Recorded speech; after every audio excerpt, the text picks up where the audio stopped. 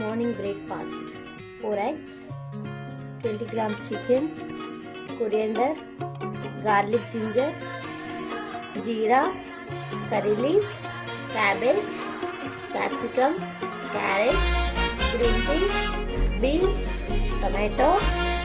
and let's make breakfast.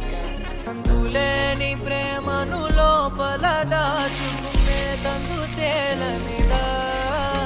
గుండు దాటి వెళ్ళకాగిన ప్రేమను ఆపినదెవరటనేనా